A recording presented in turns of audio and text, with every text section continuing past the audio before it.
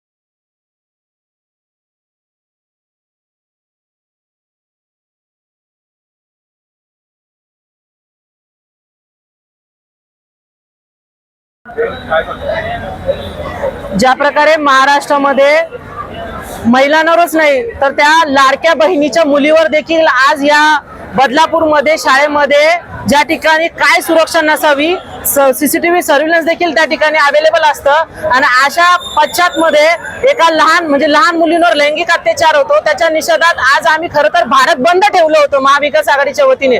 पण कायद्याच्या अंतर्गत आम्ही कायद्याचा मान ठेवून आज आम्ही कुणाची कामं डुबले नाही पाहिजे म्हणून आज आम्ही या ठिकाणी मूक आंदोलन या ठिकाणी केलेलं आहे. तुम्ही एकीकडे बघत असाल की भाजप ही ढोंगी सरकार, भाजप सरकार जी तानाशाही सरकार आहे, RSSच्या विचारामध्ये मुरलेली ही सरकार जी आहे ही सरकार कुठेतरी या महाराष्ट्राच्या जनतेला आणि महाराष्ट्राच्या लाडके बहिणीला दाबवण्याचा प्रयत्न करते, विकत घेण्याचा प्रयत्न करते. त्याच्या निषेधार्थ आज आम्ही महाविकास आघाडीच्या वतीने या जिल्ह्यातल्या आणि शहरातल्या सर्व सन्माननीय पदाधिकाऱ्यांच्या नेतृत्वामध्ये आज आम्ही मूक आंदोलन या ठिकाणी करत आहोत.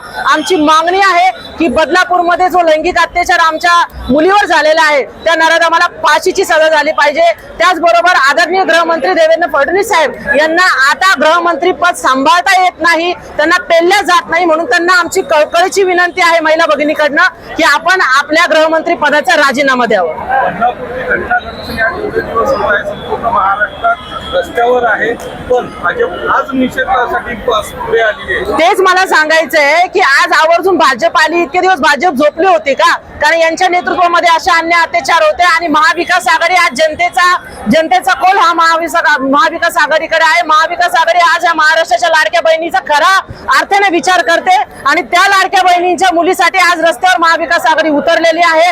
काँग्रेस असेल, राष्ट्रवादी, मूळ राष्ट्रवादी असेल, मूळ शिवसेना असेल, उद्धव साहेबांची प्रत्येक जणांनी सुरुवातीपासून आंदोलन केलेले आहे आणि आज ही डोंगी भाजप सरकारची लोक आज आमच्या विरोधात जाऊन आणि समर्थन देत आहेत की त्या मुलीची यांना काळजी होती.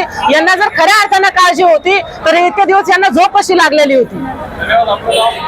मी दीपाली मिसा, अध्यक्ष शहर जिल्हा महिला काँग्रेस कमिटी, छत्रपती